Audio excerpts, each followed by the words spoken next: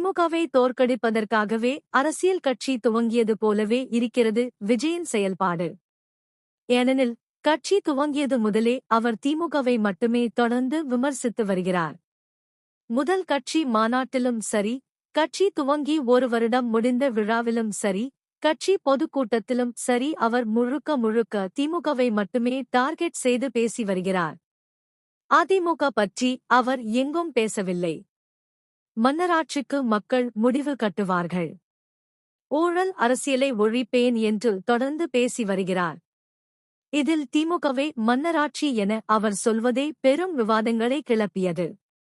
திமுகவில் அப்பா, மகன், பேரன் எனத் தொடர்ந்து முதல்வர் பதவிக்கு வருவது விஜய்க்கு பிடிக்கவில்லை. எனவேதான் அவர் அரசியல் கட்சியை துவங்கியதாக பார்க்கப்படுகிறது. அதோடு தங்களோடு கூட்டணிக்கு வரும் கட்சிகளுக்கு ஆட்சியிலும் பங்கு, அதிகாரத்திலும் பங்கு என அறிவித்தார் விஜய்.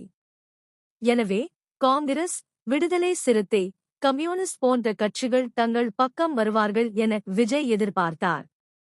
ஆனால் அப்படி எதுவும் நடப்பதாக தெரியவில்லை. எனக்கு ஆசை காட்டி திமுக கூட்டணியிலிருந்து பிரிக்க பார்க்கிறார்கள் என திருமாவளவன் கூறினார். எனவே அதிமுகவுடன் தவிக இணையும். இதைத் தவிர விஜய்க்கும் வேறு வழியில்லை என பலரும் நினைத்தார்கள். ஆனால் பாஜகவுடன் அதிமுக கூட்டணி அமைப்பது உறுதியாகிவிட்டது. எனவே விஜய் தனித்துவிடப்படுவாரா என்கிற எண்ணமும் பலருக்கும் எழுந்துள்ளது. ஏனெனில் நாம் தமிழர் கட்சி சீமானம் விஜயுடன் இணைவார் என தோன்றவில்லை. இந்நிலையில்தான் அரசியல் விமர்சகர் பழகு கருப்பையா செய்தியாளர்களிடம் பேசியபோது ஒரு முக்கிய தகவலை பகிர்ந்து கொண்டார்.